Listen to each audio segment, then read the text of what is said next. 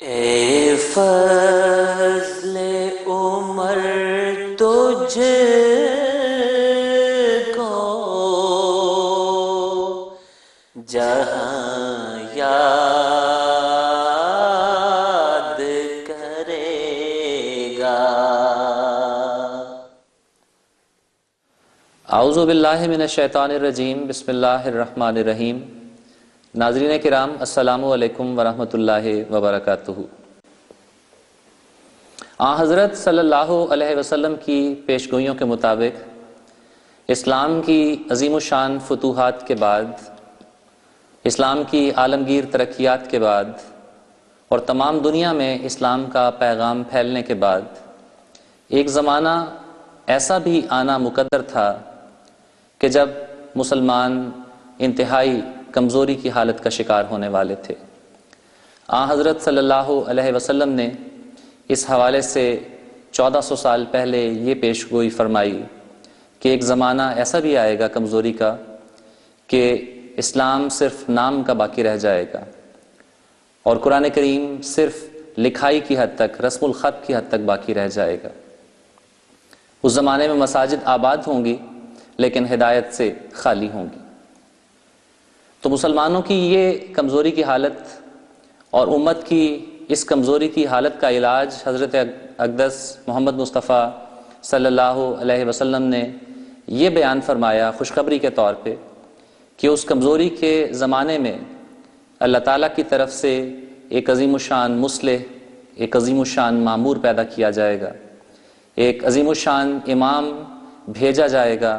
جو اسلام کی عالمگیر ترقیات کے لیے کام کرے گا، جو اسلام کی کھوئی ہوئی عظمت کو بحال کرے گا اور تمام عالم میں حضرت اقدس محمد مصطفیٰ صلی اللہ علیہ وسلم کے پیغام کو پھیلا دے گا۔ حضرت صلی اللہ علیہ وسلم نے جو مخبر صادق تھے، اللہ تعالیٰ سے خبر پا کر یہ 1400 سال پہلے بتا دیا تھا کہ ایک زمانہ ایسا آنے والا ہے کہ اسلام بہت کمزوری کی حالت میں ہوگا اور دیگر مذاہب کی طرف سے شدید حملے اسلام پر کیے جا رہے ہوں گے، اور اس کا علاج بھی حضرت صلی اللہ علیہ وسلم نے بیان فرما دیا کہ اللہ تعالیٰ ایک ایسے مامور کو دنیا میں بھیجے گا جو اسلام کی اس کھوئی ہوئی عظمت کو دوبارہ دنیا میں بحال کرے گا۔ چنانچہ ان پیشگوئیوں کے عین مطابق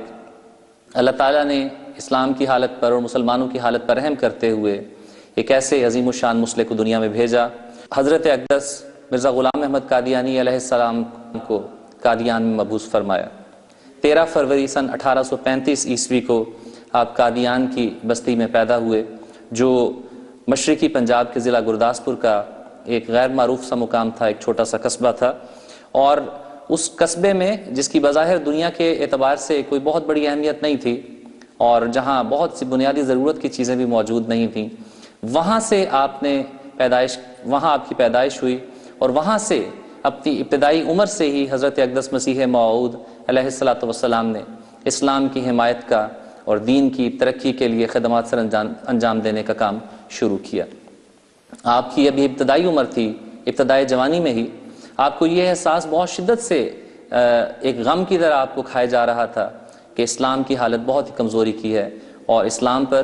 دیگر مذاہب کے ماننے والوں کی طرف سے بہت شدید حملے کیے جا رہے ہیں۔ چنانچہ آپ کو یہ خیال بھی تھا کہ اسلامی علماء کی طرف سے، مسلمان علماء کی طرف سے جس طرح سے جواب دیا جانا چاہیے اور جس طرح سے شیر کی طرح اٹھ کر اسلام کا دفاع کرنا چاہیے، اس طرح سے اسلام کا دفاع نہیں کیا جا رہا۔ چنانچہ آپ نے خاص طور پر اس طرف توجہ فرمائی اور ایک تو دعاؤں کے ذریعے سے دین کی حمایت کے لیے اللہ تعالیٰ سے مدد مانگنی شروع کی، اللہ تعالیٰ کی بارگاہ میں عاجزانہ التجائیں کی،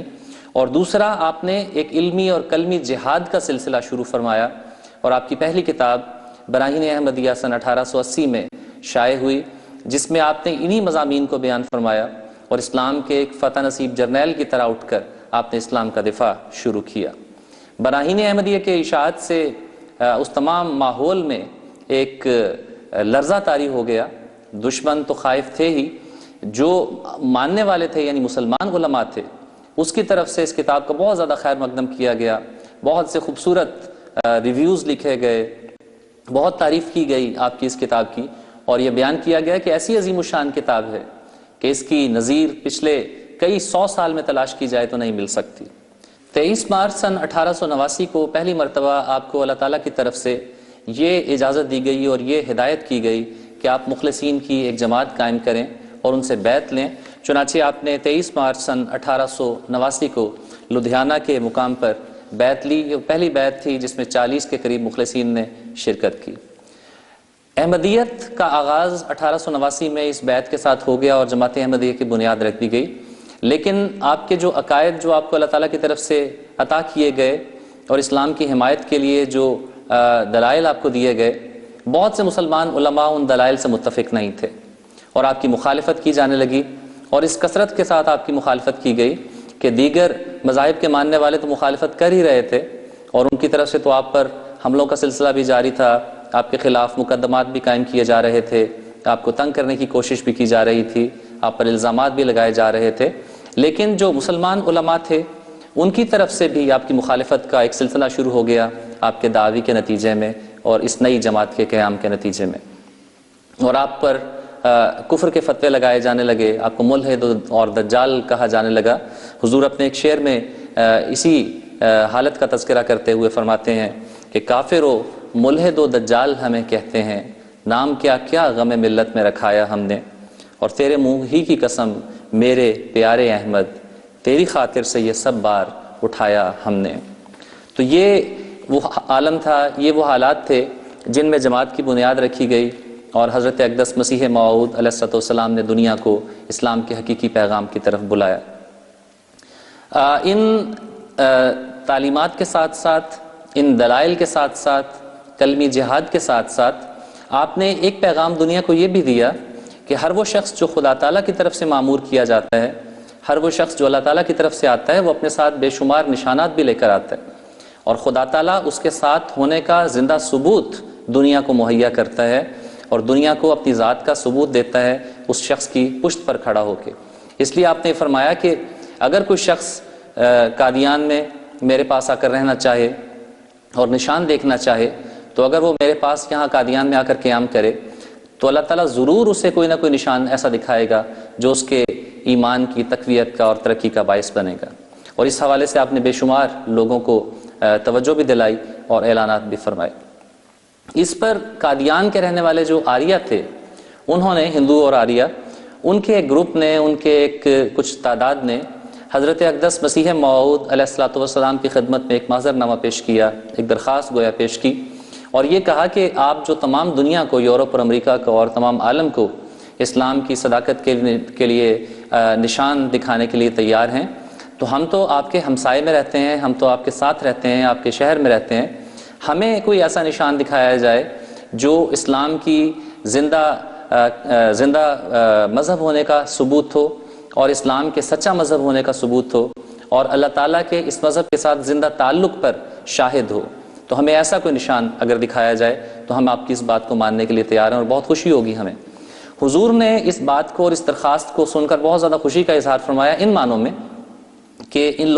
لوگوں کو کم از کم دین کی طرف توجہ پیدا ہوئی اور یہ اسلام کی حقانیت کا کوئی ثبوت دیکھنے کے طالب ہوئے ہیں۔ چنانچہ آپ نے اس حوالے سے اللہ تعالیٰ سے رہنمائی بھی مانگی، دعا بھی کی، لیکن اس حوالے سے جو بنیادی پہلو آپ کے ذہن میں تھا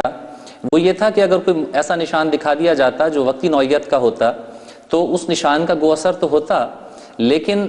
عالمگیر سطح پر اسلام کی ترقی کا اس سے غالباً یا شاید کوئی تعلق نہ بنتا، اور اس زمانے کے لیے شاید وہ نشان ہوتا لیکن ایک لمبے عرصے کے لیے شاید لوگ اس نشان کو یاد نہ رکھ پاتے۔ اس لیے آپ اس بات کے خواہش مند تھے، آپ کو اس بات کی دلچسپی تھی اور خواہش تھی کہ اللہ تعالیٰ ایسا کوئی نشان دکھائے جو نہ صرف ان لوگوں کے لیے جو وہاں آپ کے پڑوس میں بستے ہیں بلکہ تمام دنیا کے لیے اور ایک لمبے زمانے کے لیے اسلام کی فتح کا اور اسلام کی ترقی کے لیے ایک نشان کے طور پر دکھایا جائے، اور اس نشان کے ذریعے سے اللہ تعالیٰ اسلام کو ایک عالمگیر غلبہ بھی عطا فرمائے۔ چنانچہ اس حوالے سے آپ نے دعا شروع کی، اور اس وقت آپ کی عمر 50 سال سے زائد ہو چکی تھی، اور یہ خیال بھی ہوتا ہے انسان کو کہ انسان کی عمر بہرحال محدود ہوتی ہے، انبیاء بھی اس دنیا میں ایک محدود وقت کے لیے تشریف لاتے ہیں اور پھر وفات پا جاتے ہیں، تو آپ اس حوالے سے بھی خواہش رکھتے تھے کہ اللہ تعالیٰ کوئی ایسا نشان دکھائے جس کے ذریعے سے نہ صرف ان لوگوں کی تسلی ہو جائے نہ صرف اسلام کی حقانیت ثابت ہو جائے بلکہ اسلام کا پیغام بھی تمام دنیا تک پھیلنے کا سامان ہو جائے۔ چنانچہ اس حوالے سے آپ نے دعائیں شروع کی تو اللہ تعالیٰ کی طرف سے آپ کی یہ رہنمائی فرمائی گئی کہ آپ کی عقدہ کشائی یعنی آپ کی ان دعاؤں کی قبولیت کا ثمر جو ہے وہ ہوشیارپور میں ہوگا۔ چنانچہ آپ ہوشیارپور تشریف لے گئے اور وہاں 40 روز تک حضور نے قیام فرمایا اور چلہ کشی فرمائی اور عبادات میں، دعاؤں میں، گریہ ازاری میں اور اللہ تعالیٰ سے مدد مانگنے میں یہ تمام وقت حضور نے گزارا۔ چنانچہ ان دعاؤں کے نتیجے میں اللہ تعالیٰ نے آپ کو یہ خوشخبری دی کہ ایک ایسا عظیم الشان بیٹا اور مصلح موعود آپ کو عطا کیا جائے گا، ایک عظیم الشان فرزند آپ کو دیا جائے گا جو نہ صرف اس زمانے کے لوگوں کے لیے ایک نشان کا باعث ہوگا، کیونکہ کوئی شخص یہ پیشگوئی نہیں کر سکتا کہ اسے ایک فرزند دیا جائے گا اور وہ فرزند ایک لمبی عمر بھی پائے گا اور ایک لمبی عمر پانے کے ساتھ ساتھ صحت مند بھی ہوگا اور تمام دنیا میں اسلام کے پیغام کو اور خدمات کو پھیلانے والا بھی ہوگا۔ تو ایک تو اس رنگ میں آپ کو اللہ تعالیٰ نے رحمت کا نشان دینے کا وعدہ فرمایا اور نیز یہ فرمایا کہ ایک ایسا فرزند آپ کو دیا جائے گا، ایک ایسا بیٹا آپ کو عطا کیا جائے گا جس کے ذریعے سے اسلام کا پیغام اکناف عالم میں پھیل جائے گا اور تمام دنیا تک اسلام کا پیغام پھیلانے کا باعث وہ بیٹا بنے گا۔ چنانچہ آپ نے وہیں ہوشیارپور سے ہی وہ پیشگوئی شائع بھی فرمائی اور 20 فروری 1886 کو حضور نے یہ پیشگوئی شائع کر کے اسے دنیا کے سامنے پیش کیا۔ میں اس پیشگوئی کے الفاظ اختصار کے ساتھ پڑھ کر سنا دیتا ہوں۔ حضور فرماتے ہیں، اللہ تعالیٰ نے فرمایا کہ میں تجھے ایک رحمت کا نشان دیتا ہوں، اسی کے موافق جو تو نے مجھ سے مانگا، سو میں نے تیری تضرعات کو سنا اور تیری دعاؤں کو اپنی رحمت سے بپائے قبولیت جگہ دی اور تیرے سفر کو جو ہوشیارپور اور لدھیانہ کا سفر ہے تیرے لیے مبارک کر دیا۔ سو قدرت اور رحمت اور قربت کا نشان تجھے دیا جاتا ہے، فضل اور احسان کا نشان تجھے عطا ہوتا ہے اور فتح اور ظفر کی کلید تجھے ملتی ہے۔ اے مظفر تجھ پر سلام، خدا نے یہ کہا تا وہ جو زندگی کے خواہاں ہیں وہ موت کے پنجے سے نجات پاویں اور وہ جو قبروں میں دبے پڑے ہیں باہر آویں اور تا دین اسلام کا شرف اور کلام اللہ کا مرتبہ لوگوں پر ظاہر ہو اور تا حق اپنی تمام برکتوں کے ساتھ آ جائے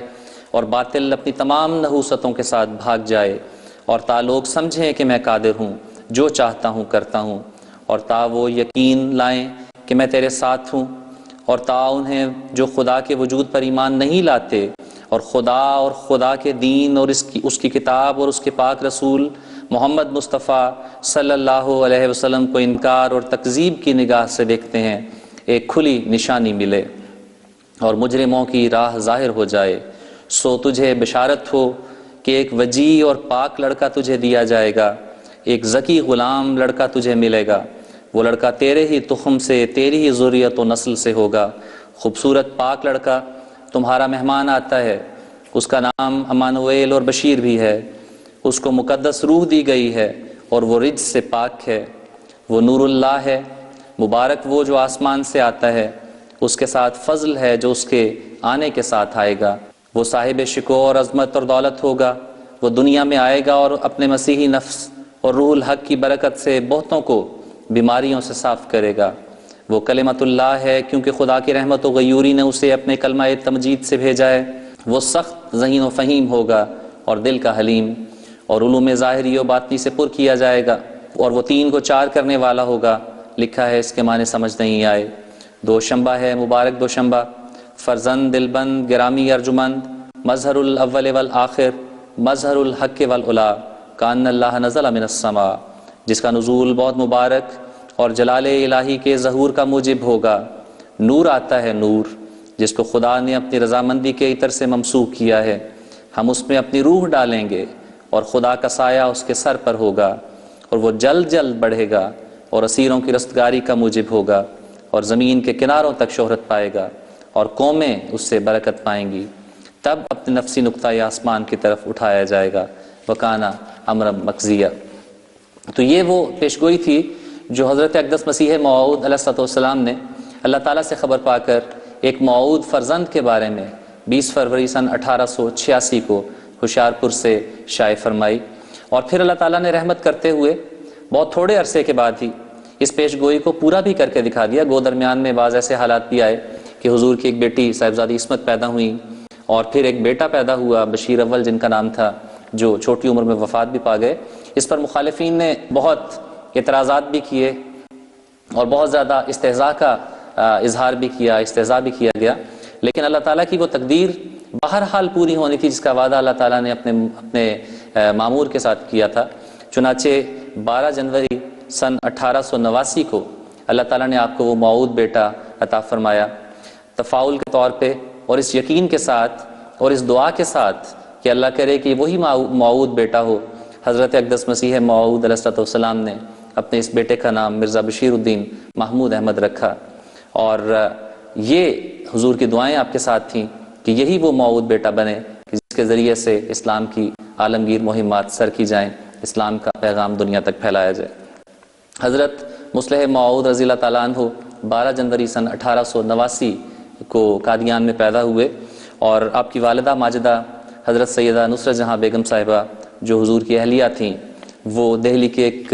بہت ہی مخلص اور پاک سید خاندان سے تعلق رکھتی تھی۔ ان کی پرورش میں حضرت مرزا بشیر الدین محمود احمد صاحب رضی اللہ تعالیٰ عنہ پرورش پانے لگے اور بڑے ہوئے، اور اسی پرورش کا نتیجہ تھا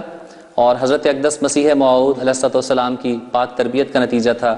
اور اللہ تعالیٰ کے وہ فضل تھے جو اس پاک بیٹے کے ساتھ، اس موعود فرزند کے ساتھ تھے کہ آپ کی ابتدائی عمر سے ہی آپ کی جو توجہ ہے وہ تمام کی تمام روحانی معاملات کی طرف تھی۔ آپ کی تمام توجہ اس بات کی طرف تھی کہ کس طرح سے اسلام کی خدمت کی جا سکتی ہے، اور اس بات کی طرف آپ کی توجہ تھی کہ انسان کا جو تعلق اپنے خدا سے ہوتا ہے وہ تعلق کس طرح سے قائم کیا جا سکتا ہے۔ چنانچہ آپ خود اپنے بارے میں 2 واقعات بیان کرتے ہیں جبکہ آپ کی عمر صرف 11 سال کی تھی، اور یہ وہ عمر ہے ہمیں سے ہر ایک جانتا ہے کہ جب بچوں کو اور بہت سے دنیا کے بچوں کو محض کھیل کود اور کھانے پینے کے سوا بہت سی چیزوں کا ہوش نہیں ہوتا۔ اس عمر میں حضرت مصلح موعود رضی اللہ تعالیٰ عنہ جو وہ پاک فرزند تھے، جو اللہ تعالیٰ کی پیشگوئیوں کے مطابق اس دنیا میں تشریف لائے تھے، ان کا کیا حال تھا وہ بیان کرتے ہیں۔ حضور فرماتے ہیں کہ میں علمی طور پر بتلاتا ہوں کہ میں نے حضرت صاحب کو یعنی حضرت مسیح موعود علیہ السلام کو والد ہونے کی وجہ سے نہیں مانا تھا، بلکہ جب میں 11 سال کے قریب تھا تو میں نے مصمم ارادہ کیا تھا کہ اگر میری تحقیقات میں وہ نعوذ باللہ جھوٹے نکلے تو میں گھر سے نکل جاؤں گا، مگر میں نے ان کی صداقت کو سمجھا اور میرا ایمان بڑھتا گیا، حتیٰ کہ جب آپ فوت ہوئے تو میرا یقین اور بھی بڑھ گیا۔ تو یہ اس 11 سالہ بچے کی دل کی کیفیات تھی کہ اس بات کو قبول کرنے کے لیے تیار نہیں تھے کہ اگر یہ بات یہ سلسلہ سچا نہ ہو تو میں اس سلسلے کے ساتھ وابستہ رہوں گا۔ اور خدا تعالیٰ کے ساتھ کیسا تعلق تھا، جیسا کہ میں نے عرض کیا، حضور کہتے ہیں کہ جب میں 11 سال کا ہوا اور سن 1900 نے دنیا میں قدم رکھا تو میرے دل میں یہ خیال پیدا ہوا کہ میں خدا تعالیٰ پر کیوں ایمان لاتا ہوں۔ یہ بھی ایک 11 سالہ بچے کی باتیں ہیں۔ اس کے وجود کا یعنی اللہ تعالیٰ کے وجود کا کیا ثبوت ہے؟ میں دیر تک رات کے وقت اس مسئلے پر سوچتا رہا، آخر 10-11 بجے میرے دل نے فیصلہ کیا کہ ہاں ایک خدا ہے۔ وہ گھڑی میرے لیے کیسی خوشی کی گھڑی تھی، جس طرح ایک بچے کو اس کی ماں مل جائے تو اسے خوشی ہوتی ہے،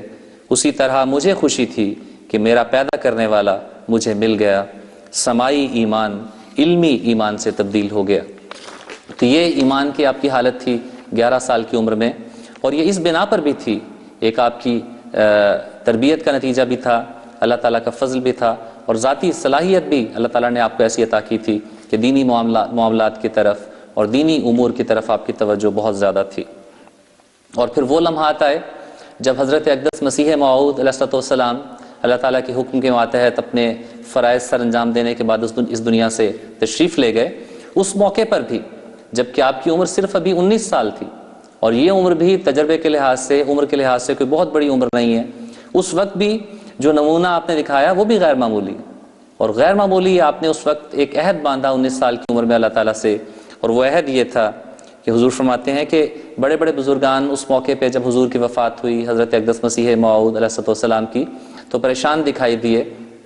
اور یہ خیال کیا جا رہا تھا کہ جماعت کا اب کیا بنے گا، جماعت کا شیرازہ کس طرح سے سنبھالا جائے گا، متحد رکھا جائے گا۔ تو حضور فرماتے ہیں کہ میں اس وقت 19 سال کا تھا، مگر میں نے اسی جگہ حضرت مسیح موعود علیہ السلام کے سرہانے کھڑے ہو کر کہا کہ اے خدا، میں تجھ کو حاضر ناظر جان کر تجھ سے سچے دل سے یہ عہد کرتا ہوں کہ اگر ساری جماعت احمدیت سے پھر جائے تب بھی وہ پیغام جو حضرت مسیح موعود علیہ السلام کے ذریعے تو نے نازل فرمایا ہے میں اس کو دنیا کے کونے کونے میں پھیلاؤں گا۔ تو یہ آپ کے ایمان کا عالم تھا، یہ آپ کے ایمان کا حال تھا کہ چونکہ سچائی کو جان کر اور سچائی کو پورے دلائل کو سمجھ کر آپ نے قبول کیا تھا، اس لیے فرماتے ہیں کہ اگر تمام دنیا بھی اس پیغام سے ہٹ جائے تب بھی اس پیغام کو میں نہیں چھوڑوں گا اور اس پیغام کو دنیا تک پھیلا کر دم لوں گا۔ چنانچہ پھر ہم دیکھتے ہیں کہ حضرت خلیفۃ المسیح الاول کے دور خلافت میں خلافت کے ایک مضبوط دست و بازو بن کر اور ایک ادنا غلام کے طور پر بھی، خاکساری اور عاجزی میں ایک ادنا غلام کے طور پر اور یوں کاموں کے لحاظ سے ایک مضبوط دست و بازو کے طور پر حضرت اقدس مصلح موعود رضی اللہ تعالیٰ عنہ نے خلافت اولا یعنی حضرت حکیم مولانا نور الدین صاحب رضی اللہ تعالیٰ عنہ کے دور خلافت میں غیر معمولی کام سر انجام دیے۔ حضور بہت زیادہ آپ پر محبت اور شفقت اور اعتماد کیا کرتے تھے اور بہت سے اہم کاموں کے لیے حضرت خلیفۃ المسیح الاول آپ پر اعتماد کیا کرتے تھے۔ اور پھر جب حضرت خلیفۃ المسیح الاول کی وفات ہوئی تو آپ کی غیر معمولی شخصیت کو دیکھتے ہوئے، دین کے لیے آپ کی غیر معمولی تڑپ کو دیکھتے ہوئے جماعت کے ایک بہت بڑے حصے نے متفقہ طور پر آپ کو خلیفۃ المسیح ثانی کے طور پر آپ کا انتخاب کیا اور 14 مارچ سن 1914 کو بروز ہفتہ بعد نماز عصر اس انتخاب خلافت کے مطابق حضرت مرزا بشیر الدین محمود احمد خلیفۃ المسیح ثانی کے طور پر منتخب کیے گئے۔ یہ وہ دور تھا جب جماعت کا ایک حصہ اس بات سے متفق نہیں تھا کہ خلافت کو حضرت اقدس مسیح موعود علیہ السلام کا جانشین ہونا چاہیے، بلکہ ان کا یہ خیال تھا کہ صدر انجمن احمدیہ جو ہے وہ حضرت اقدس مسیح موعود علیہ السلام کی جانشین ہے۔ تو جو سب سے پہلا مشکل مرحلہ حضرت مرزا بشیر الدین محمود احمد خلیفۃ المسیح ثانی کو جس کا سامنا کرنا پڑا وہ اس فتنے کا سامنا تھا جو انکار خلافت کی صورت میں آپ کے سامنے آیا، اور بہت چھوٹی عمر تھی، تجربے کے لحاظ سے آپ ابھی بہت چھوٹے تھے، عمر کے اعتبار سے بھی بہت چھوٹے تھے، اور آپ کے مقابل پر آنے والے نام بہت بڑے بڑے، علمی اعتبار سے بھی بہت نمایاں نام تھے اور خدمت کے اعتبار سے بھی اور اس اعتبار سے بھی کہ لوگ بہت بڑے نام کے طور پر ان کو خیال کرتے تھے، وہ لوگ آپ کے مقابلے پہ تھے، لیکن اس کے باوجود بغیر ڈرے اور بغیر گھبرائے اور بغیر ایک لمحے کے توقف کے بھی آپ نے اس بات کو نہ صرف خود سمجھا بلکہ جماعت کو بھی سمجھایا کہ تمام برکات اور تمام ترقیات دین کی خلافت احمدیہ کے ساتھ وابستہ ہیں، اور اس اعتبار سے اللہ تعالیٰ کی طرف سے بھی آگے آپ کی رہنمائی کی جا رہی تھی اور آپ کو یہ بتایا جا رہا تھا کہ بہت مشکل حالات آنے والے ہیں، لیکن اللہ تعالیٰ کے فضل اور رحم کے ساتھ آپ ان حالات سے گزر جائیں گے۔ چنانچہ آپ نے اپنی ایک رویا کا بھی ذکر فرمایا ان حالات کے اعتبار سے کہ میں نے رویا میں دیکھا کہ میں بہت مشکل مقامات سے گزر رہا ہوں، اور ایک فرشتہ رویا میں ہی مجھے یہ کہتا ہے کہ خدا کے فضل اور رحم کے ساتھ پڑھتے چلے جاؤ اور آگے بڑھتے چلے جاؤ، تم منزل تک پہنچ جاؤ گے۔ اور حضور فرماتے ہیں کہ میں منزل تک پہنچ گیا اس رویا میں یہ خدا کے فضل اور خدا کے رحم کے ساتھ یہ جملہ پڑھتے ہوئے۔ اور پھر دنیا نے یہ دیکھا کہ واقعی اللہ تعالیٰ نے یہ جو خوشخبری آپ کو دی تھی اس کو پورا فرمایا، اور آپ نہ صرف خود منزل تک پہنچے بلکہ تمام جماعت جس نے آپ کے ہاتھ پر بیعت کی تھی اس تمام جماعت کو آپ نے ایک اعتبار سے منزل تک پہنچایا اور ان عظیم الشان منازل کی طرف گامزن فرمایا جو عظیم الشان فتوحات اور ترقیات کی منازل ہیں۔ چونکہ ابتدا میں ہی فتنہ انکار خلافت جس کا ذکر ہوا بعض لوگوں کی طرف سے اٹھایا گیا، اس لیے پھر آپ نے نظام کو مضبوط کرنے کے لیے غیر معمولی اقدامات کیے، جماعت کی حفاظت کے لیے غیر معمولی اقدامات فرمائے۔ 12 اپریل سن 1914 کو حضور نے ایک احمدیہ کانفرنس کے نام سے جماعت کے لوگوں کی ایک کانفرنس بلائی اور اس میں گویا شورا کے نظام کی ایک ابتدائی بنیاد رکھی گئی۔ اس کانفرنس میں صدر انجمن کے قواعد ازہر نو حضور نے مرتب فرمائے اور منصب خلافت کے موضوع پر ایک ایسی معرکۃ الآراء تقریر حضور نے پیش کی، ایسی معرکۃ الآراء تقریر فرمائی کہ جس نے ان لوگوں کے ذہنوں سے بھی وہ جو بعض وسوسے اور شکوک موجود تھے، جو سمجھ رہے تھے کہ شاید یہ ہو سکتا ہے کہ انجمن کے وہ لوگ جو یہ اعتراض کر رہے تھے شاید وہ درست ہوں، اس تقریر کے نتیجے میں ان کے وہ اعتراضات اور وہ شکوک اور شبہات بھی تمام کے تمام دھل گئے۔ اسی طرح حضور نے چندوں کے نظام کو درست کرنے کے لیے اقدامات فرمائے اور ابتدا سے ہی ایک ایسے خوبصورت انداز میں جماعت کا خلافت کے ساتھ اور خلافت کا جماعت کے ساتھ آپ نے تعلق بیان فرمایا جو غیر معمولی ہیں۔ آپ نے جماعت کو نصیحت کرتے ہوئے فرمایا کہ یہ دیکھو وہ لوگ جو خلافت کے منکر ہیں یا جنہوں نے خلافت کا دامن چھوڑ دیا وہ تو بہت بدقسمت لوگ ہیں۔ تمہیں اللہ تعالیٰ نے خلیفہ وقت کی صورت میں ایک ایسا عظیم الشان وجود عطا کر رکھا ہے جو تمہارا درد رکھتا ہے، تمہارے لیے دعائیں کرتا ہے، تم سے محبت کرتا ہے۔ حضور فرماتے ہیں کہ تمہارے لیے ایک شخص تمہارا درد رکھنے والا، تمہاری محبت رکھنے والا، تمہارے دکھ کو اپنا دکھ سمجھنے والا ہے، تمہاری تکلیف کو اپنی تکلیف جاننے والا، تمہارے لیے خدا کے حضور دعائیں کرنے والا ہے، مگر ان کے لیے نہیں ہے، یعنی جو منکرین خلافت ہیں ان کے لیے ایسا کوئی وجود میسر نہیں۔ اور یہ عجیب بات ہے کہ وہ لوگ جو آپ کی خلافت کا انکار کر رہے تھے یا جو خلافت احمدیہ کی ضرورت کا ہی انکار کر رہے تھے، ان کا یہ کہنا تھا کہ ایک کم عمر نوجوان کے ذریعے سے جماعت کے شیرازے کو بکھیرنے کی کوشش کی جا رہی ہے، ایک کچی عمر کے نوجوان کو قیادت دے کر احمدیت کی ترقی کا گویا راستہ روکا گیا۔ لیکن اسی دور میں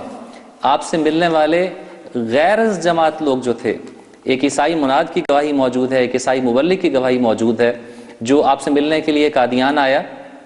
اور آپ کے ساتھ اس نے بعض موضوعات پر تبادلہ خیال کیا، مذہبی موضوعات پر، اور اس کے بعد اس نے ایک جملہ کہا یا ایک فقرہ کہا۔ اس نے کہا کہ میرا زمانہ تجربہ 25 سال کا ہے اور اس شخص کی عمر یعنی حضرت خلیفۃ المسیح ثانی کی عمر، کہا کہ اس شخص کی عمر 25 سال ہے، مگر میں دیکھتا ہوں کہ مسیحی مذہب کا علم ان کو مجھ سے زیادہ ہے۔ میں نے بہت وعظ اور تقاریر سنی ہیں مگر یہ حالت نہیں دیکھی۔ تو منکرین خلافت جس وجود کو، جس کے بارے میں یہ کہہ رہے تھے کہ ایک اچھی عمر کا نوجوان ہے اور اس کے ذریعے سے جماعت ترقی نہیں کر سکتی، غیروں کی نظریں اس بات کو بھانپ رہی تھیں اور آپ کا مقابلہ کرنے والوں کی نظریں اس بات کو دیکھ رہی تھیں کہ اس نوجوان کو اللہ تعالیٰ نے غیر معمولی صلاحیتوں سے نواز رکھا ہے اور اس کے ذریعے سے اسلام غیر معمولی ترقیات کی منازل طے کرنے والا ہے۔ چنانچہ پھر یہی ہوا، اللہ تعالیٰ نے اس وعدے کو پورا کیا اور آپ کے ذریعے سے جماعت کی شیرازہ بندی بھی ہوئی، آپ کے ذریعے سے جماعتی ترقیات اور فتوحات کے دروازے بھی کھولے گئے، اور وہ لوگ جنہوں نے خلافت کا انکار کیا ان کا نام و نشان بھی دنیا سے مٹتا ہوا دکھائی دے رہا ہے۔ جماعت کی علمی ترقی کے لیے آپ نے کوشش فرمائی ابتدا سے ہی، اور پہلے سال میں ہی، ابتدائی سال میں ہی 10 پرائمری سکول کھول دیے گئے۔ منارت المسیح جو حضرت اقدس مسیح موعود علیہ السلام کے زمانے میں جس کی بنیاد رکھی گئی تھی اور جو تعمیر کے مراحل طے کر رہا تھا، آپ کے دور خلافت کے ابتدائی 2 سال میں ہی وہ تکمیل کے تمام مراحل طے کر کے مکمل کر دیا گیا،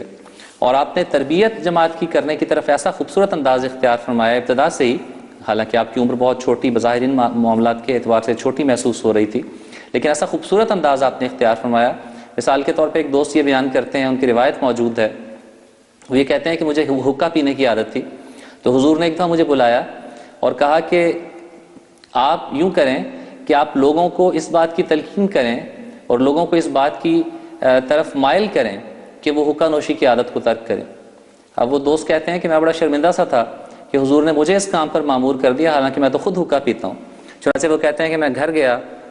اور سب سے پہلے میں نے گھر کے صحن میں پڑا ہوا اپنا حقہ جو میں استعمال کرتا تھا اس کو جا کے توڑا۔ میری اہلیہ نے مجھ سے پوچھا کہ یہ کیوں توڑ رہے ہیں؟ تو میں نے ان کو بتایا کہ حضور نے مجھے اس کام کے لیے مقرر کیا ہے کہ لوگوں کو یہ تلقین کروں کہ حقہ نوشی کی عادت بری ہے، اس کو ترک کرنا چاہیے۔ تو سب سے پہلے اگر میں اس کام کو ترک نہیں کروں گا تو لوگوں کو اس کی نصیحت کیسے کروں گا؟ تو یہ آپ کے تربیت کے انداز تھے، خوبصورت انداز تھے۔ یقیناً آپ جانتے ہوں گے کہ وہ دوست حقہ پیتے ہیں، لیکن آپ نے سمجھانے کے لیے اور تربیت کرنے کے لیے خوبصورت طریقے اختیار کیے۔ جماعت کو روزے رکھنے کی تلقین فرمائی، دعاؤں کی تحریک فرمائی، ذاتی کتابیں خریدنے کی تحریک فرمائی، اور ایک علمی ماحول آپ نے جماعت میں پیدا فرما دیا۔ جماعتی نظام کو ایک ایسی مربوط شکل میں آپ نے قائم فرما دیا کہ جو مضبوط بنیادوں پر قائم ہے اور جس کا ایک حصہ دوسرے حصے کو تقویت دینے کا باعث ہے۔ آپ کے ذاتی معالج ڈاکٹر حشمت اللہ خان صاحب بیان کرتے ہیں کہ حضور نے، حضرت خلیفۃ المسیح ثانی نے ایک مرتبہ مجھے بلایا اور یہ کہا کہ ڈاکٹر صاحب میں جماعت کی تنظیم نو پہ کرنے پہ غور کر رہا ہوں اور اس میں بعض اصلاحی تبدیلیاں کرنے پر غور کر رہا ہوں، لہٰذا میں یہ چاہتا ہوں کہ انسانی جسم کی ساخت کا مطالعہ کروں، انسانی جسم کے نظام کا مطالعہ کروں، کیونکہ اللہ تعالیٰ نے انسانی جسم کو کامل شکل میں بنایا ہے اور اس سے سیکھ کر ہم کسی بھی نظام کو، خوبصورت نظام کو مضبوط بنیادوں پر قائم کر سکتے ہیں۔ چنانچہ حضور نے اس مقصد کے لیے پھر اناٹومی اور فزیالوجی کی بعض کتابیں پڑھیں، اور اس کے نتیجے میں بعد میں پھر آپ نے بتایا بھی کہ انسانی جسم کا مطالعہ کرنے کے نتیجے میں مجھے یہ بات سامنے آئی اور یہ بات مجھ پر کھلی کہ اللہ تعالیٰ نے انسانی جسم میں یہ صلاحیت رکھی ہے کہ اس میں ہنگامی حالتوں کے لیے بھی اللہ تعالیٰ نے بہت سارے ذرائع مقرر کیے ہوئے ہیں. اگر ایک شریان بند ہوتی ہے تو دوسری شریان خون کو گزرنے کا راستہ دیتی ہے، نئی شریانیں پیدا ہو جاتی ہیں، نئے راستے بن جاتے ہیں. اسی طرح جماعتی نظام کو بھی مضبوط بنیادوں پہ قائم کرنے کے لیے ضروری ہے کہ ایک نظام موجود ہو اور اس کے ساتھ ایک متبادل ہنگامی ضروریات کا نظام بھی موجود ہو. چنانچہ ایک طرف تو حضور نے صدر انجمن کے قواعد میں جیسے ذکر آیا کہ بعض انتظامی تبدیلیاں فرمائیں، اس کو مجلس انتظامیہ کے نام سے قائم فرمایا، مختلف صیغہ جات کے سربراہوں پر مشتمل یہ مجلس انتظامیہ قائم فرمائی جو براہ راست حضرت خلیفۃ المسیح کو جواب دہ تھی، آپ کے ماتحت، آپ کی ہدایات کے ماتحت کام کرنے والی تھی. اور 1925 میں پھر حضور نے مزید اس میں بعض تبدیلیاں فرمائیں جس کے بعد موجودہ شکل میں صدر انجمن احمدیہ قائم ہوئی. اسی طرح حضور نے جماعتوں میں امارت کا نظام قائم فرمایا، امیر مقرر فرمائے تاکہ جماعتی جو ہدایات بھجوائی جاتی ہیں مرکز کی طرف سے ان ہدایات کی تعمیل علاقہ جات میں کروائی جا سکے، مرکز کی ہدایات کو لاگو کیا جا سکے اور لوگوں تک پہنچایا جا سکے. اور یہ نظام بھی ہم دیکھتے ہیں کہ بہت ہی مفید اور مؤثر نظام ہے جو آج احمدیت کی ترقی میں بہت مفید اپنا کردار ادا کر رہا ہے. سن 1922 میں حضور نے سالانہ مجلس مشاورت کا نظام قائم فرمایا. پہلی مجلس مشاورت سن 1922 میں ہوئی. 1930 میں حضور نے اس مجلس میں عورتوں کو بھی نمائندگی کا حق دیا اور 1942 سے خواتین کا ایک نمائندہ مستقل اس مجلس مشاورت میں شامل ہونا شروع ہوا. اسی دور میں حضور نے ابتدائی دور میں ہی شدھی کی تحریک یا فتنہ ارتداد کی تحریک جو ہندوستان میں بہت زوروں پہ تھی، بہت زوروں سے جاری تھی، اس کا مقابلہ شروع کیا. یہ وہ وقت تھا جس وقت ہندو پنڈت مختلف علاقوں میں نکل کر پرانے مسلمانوں کو جو اسلام کا بہت زیادہ علم نہیں رکھتے تھے ان کو اسلام سے منحرف کروا کر ہندو مت کی طرف مائل کر رہے تھے. اور یہ ایسا ایک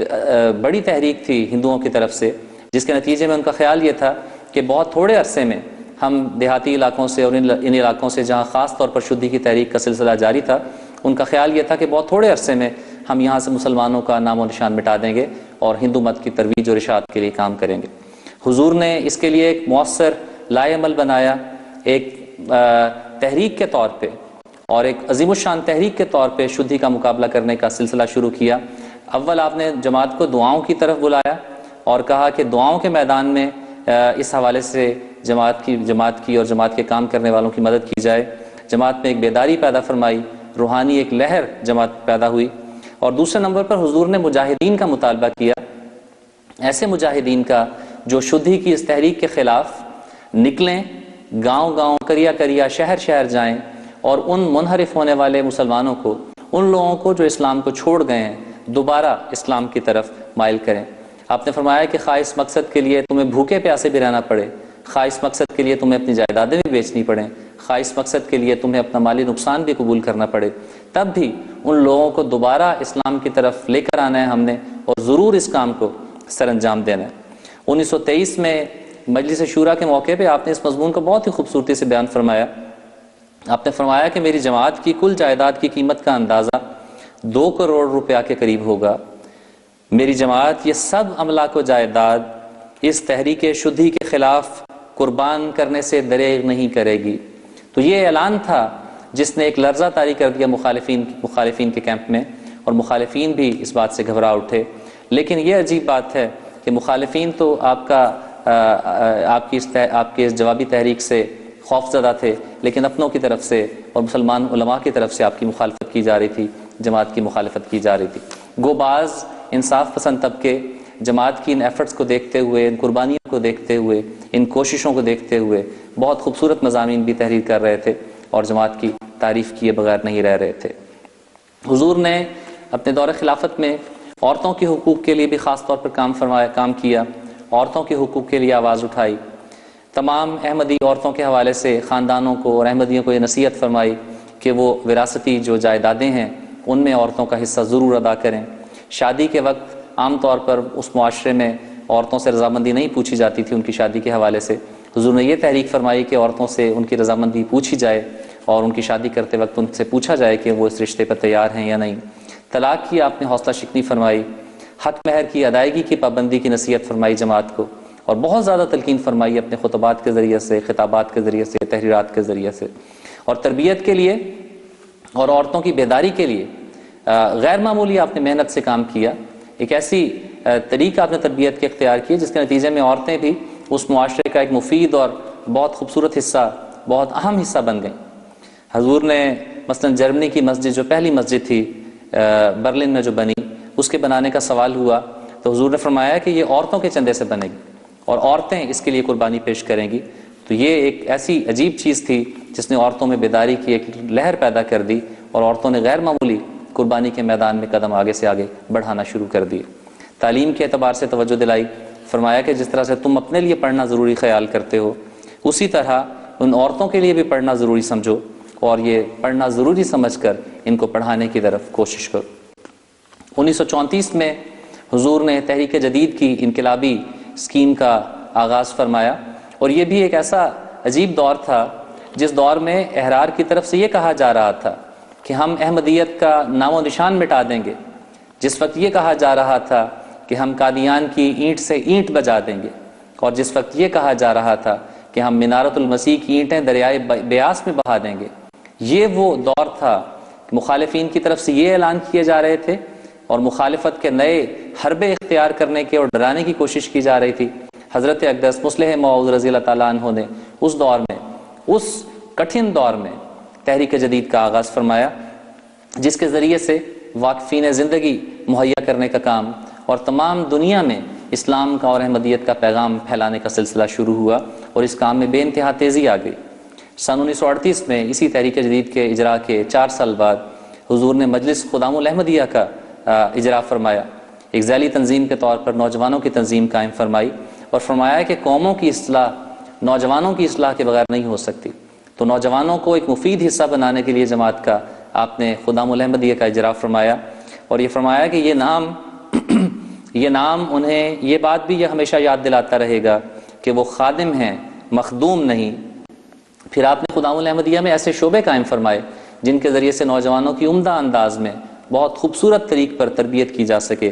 ان کو سچائی کی عادت پڑے، ان کے اخلاق درست ہوں، ان کو محنت کی عادت پڑے، ان کو اطاعت کی عادت پڑے، وقت کی پابندی کی عادت پڑے، ہنر سیکھنے کی عادت پڑے، اور خلافت کا ایک مضبوط دست و بازو بنتے ہوئے خلافت کے ادنا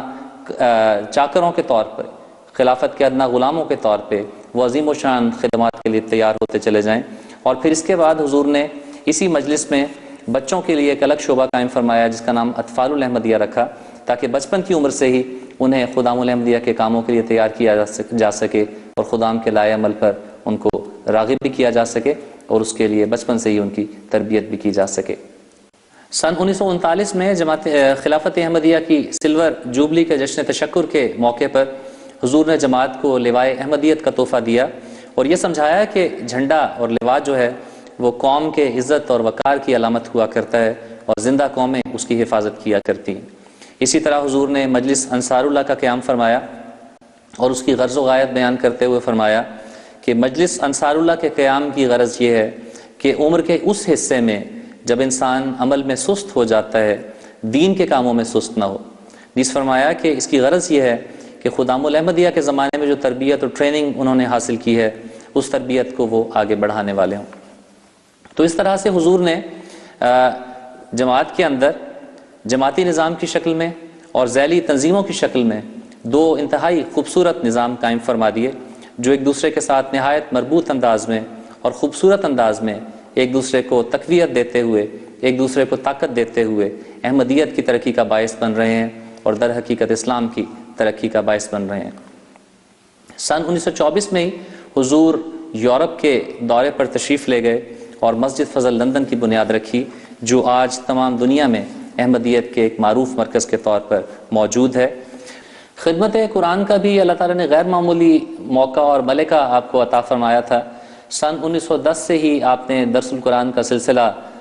شروع کیا تھا، اور پھر تمام زندگی قرآن کریم کے دروس کا یہ سلسلہ جاری رہا، اور اس پرمعارف درس نے لوگوں کے خیالات میں انتہائی پاک تبدیلیاں پیدا کی. آپ کی اپنی جماعت کے لوگ تو احمدی ہے، اب آپ تو اس بات کے قائل تھے ہی، لیکن غیروں نے بھی آپ کی ہوئی تفسیر، جو تفسیر کبیر کے نام سے اب شائع شدہ بھی موجود ہے، اس کی بہت زیادہ تعریف کی ہے. حضور خود فرماتے ہیں کہ اصلاح نفس اس وقت تک ہو نہیں سکتی جب تک قرآن کریم کا مطالعہ نہ ہو۔ آپ نے اپنے 52 سالہ دور خلافت میں 2000 کے قریب خطبات جمعہ دیے، جو دراصل علوم قرآن کریم کی ہی تفاسیر تھے۔ قرآن کریم کے ہی مختلف مضامین آپ نے اپنے ان خطبات میں بیان فرمائے، اور ان خطبات کے علاوہ جو جلسہ سالانہ کی تقاریر تھیں، خطبات تھے، خطابات تھے اور دیگر تقاریر تھیں، ان میں بھی آپ نے انہی مضامین کو انتہائی خوبصورتی سے بیان فرمایا۔ سن 1928 میں حضور نے تقاریر کا، جلسہ سالانہ کے موقع پہ تقاریر کا ایک سلسلہ شروع کیا جو 6 تقاریر پر مشتمل تھا اور فضائل القرآن کے نام سے شائع شدہ موجود ہے۔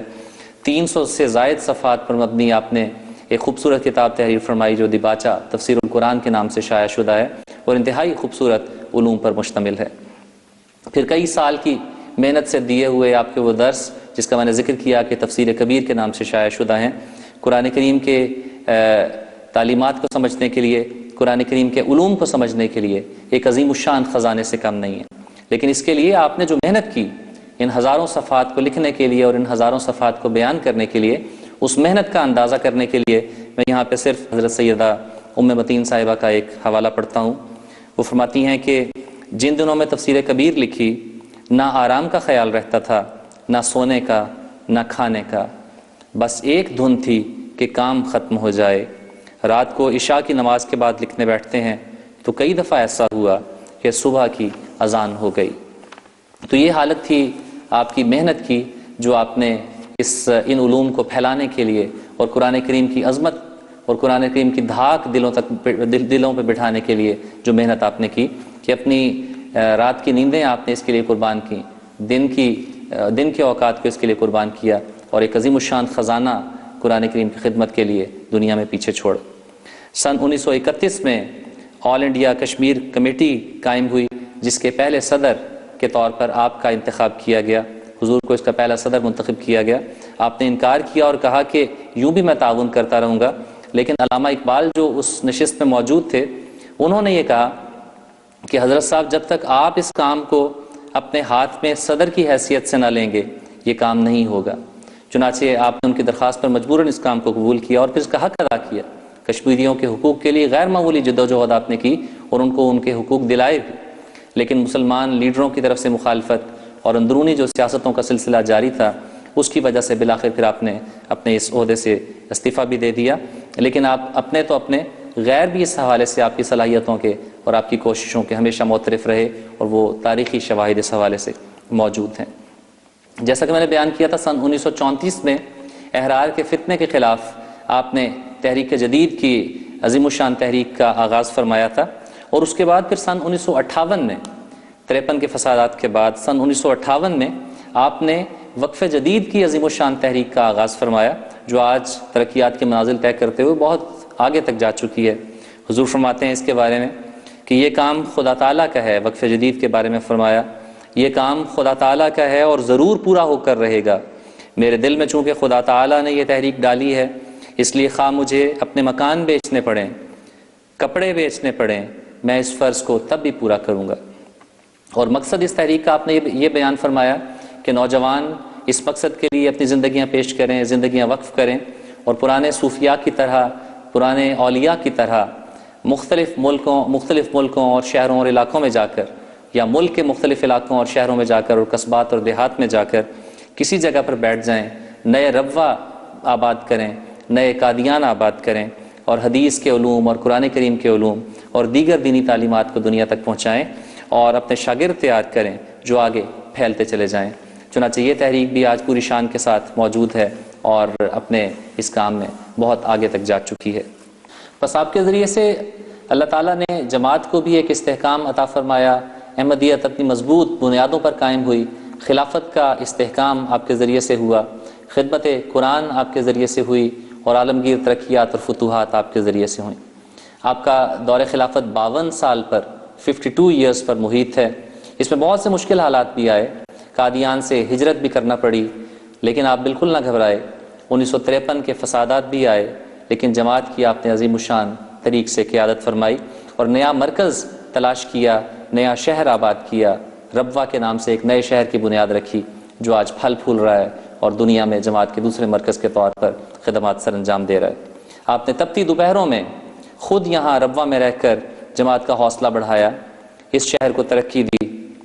اور اس شہر کی ترقی کے لیے دن رات محنت اور کام کیا۔ سینکڑوں مضامین بلکہ ہزاروں مضامین، سینکڑوں تقاریر، خطبات، خطابات اور کتب تحریر فرمائیں۔ دن رات انت تک حضور نے محنت کی، اور یہ دور جو سن 1914 سے شروع ہوا تھا یہ 8 نومبر سن 1965 کو مکمل ہوا۔ اور وہ پیشگوئیاں جو حضرت اقدس مسیح موعود علیہ السلام نے بیان فرمائی تھیں کہ آپ کے اس موعود فرزند کے ذریعے سے اسلام کو اور احمدیت کو غلبہ حاصل ہوگا اور تمام دنیا میں وہ پیغام پہنچے گا، عالمگیر سطح پر اسلام کی خدمات کی جائیں گی۔ آپ کے ذریعے سے اس تمام لمبے دور میں، اس 52 سالہ دور خلافت میں وہ تمام کام مکمل ہوئے اور اللہ تعالیٰ کی طرف سے بیان کردہ وہ تمام پیش خبریاں پوری ہوئیں۔ رسالہ تشییع الاذہان آپ کے ذریعے سے اس کا اجرا ہوا، روزنہ مال فضل، ماہانہ مصباح جو لجنہ کا رسالہ ہے، دروس القرآن آپ کے ذریعے سے ہوئے، مجلس شورا کا قیام آپ کے ذریعے سے ہوا، آپ کے دور میں ہوا، مختلف ملکوں میں موجود مشن ہاؤسز، انڈونیشیا کا مشن، لندن کا مشن، ماریشس کا مشن آپ کے ذریعے سے قائم ہوا، افریقہ اور امریکہ میں تبلیغ کا آغاز آپ کے دور خلافت میں ہوا، منارت المسیح کی تکمیل آپ کے ذریعے سے ہوئی، نظارتوں کا قیام آپ نے فرمایا، صدر انجمن کو نئے قواعد کے ساتھ مضبوط بنیادوں پر آپ نے قائم فرمایا، دارالقضاء کی بنیاد رکھی، ذیلی تنظیموں کی بنیاد رکھی اور اس کا اجرا فرمایا، امارتوں کا قیام فرمایا یعنی عمرا مقرر فرمائے، جامعہ احمدیہ کی حفاظت اور ترقی کے لیے آپ نے غیر معمولی محنت اور کام کیا،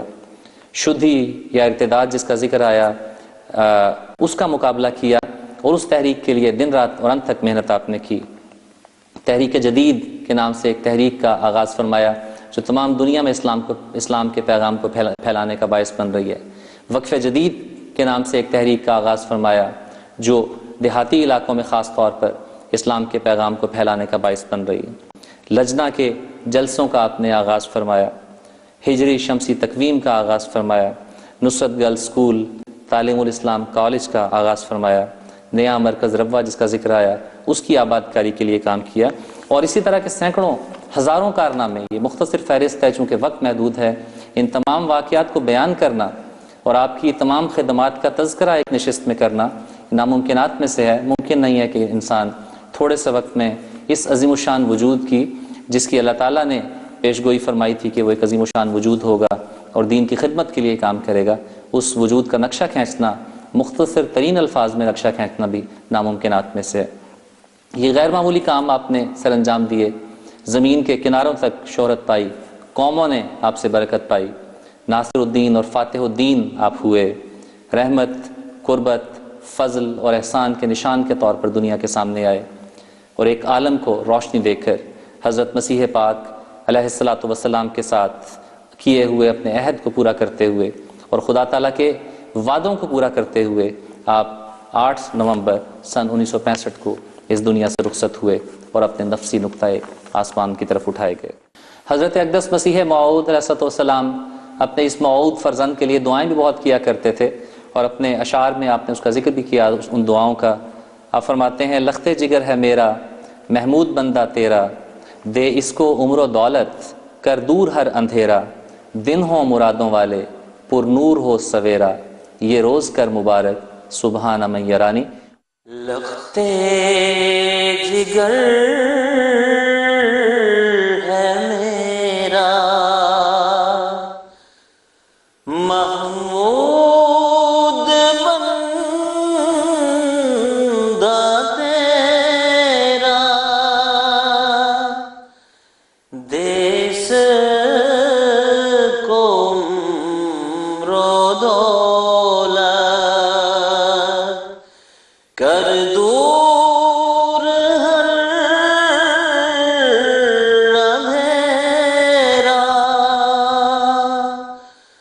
دن ہو مرادوں والے پر نور ہو سویرا،